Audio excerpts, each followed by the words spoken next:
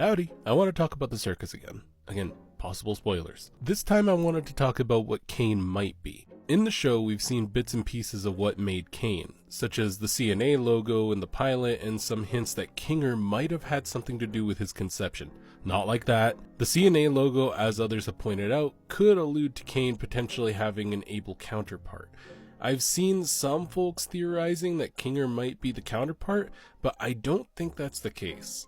Personally, I believe that Cain is either AI or a copied human mind, but that still begs the question, what is Abel and where did he go? Throughout the series, we see Cain's proficiency for creating tons of wacky, unpredictable, and creative adventures, but I think y'all might have also noticed that his adventures can often lack structure, clear rules, or goals. And he really seems to have an issue with understanding what is or isn't appropriate for his players to experience, especially given the mental state of a lot of the circus denizens. This is why I believe that Cain and Abel may be two halves of the same coin, or more accurately, two halves of the same mind. Much like how it's believed in real life that human brains have a logical left and creative right side, I think that Cain is the creative right side and Abel was meant to be the logical left side of what was supposed to be a whole mind running the circus. This is why I think Cain having the run of the circus's day-to-day functions on his own is so haphazard. He can come up with a plethora of creative things to do, but his ideas often don't fit together, and it results in an illogical and often traumatizing experience. So what could have happened to Abel?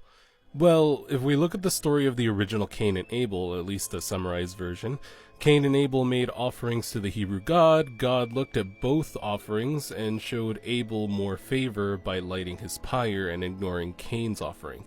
Cain grows jealous of Abel, and the frustration leads to Cain killing his brother with a rock, becoming the first murderer. So, as a revised version of that story, I think in the early playtesting days of the circus, Cain would do what he always does. He presents his players with all these amazing ideas, but they didn't really work well enough.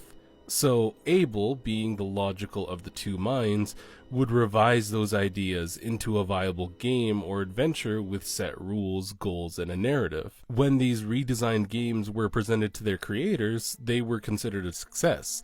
But Cain may have seen them as butchered versions of what he had made to already be a perfect adventure.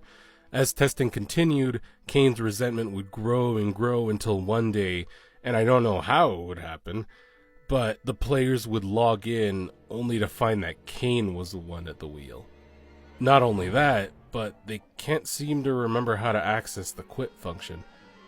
Also, what was my name again? Oh God! Why can't I remember my name?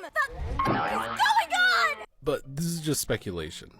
I can't wait to see what Gooseworks has in store for the show. Maybe some of these points will actually make sense later, but for now, I hope you all have a lovely day.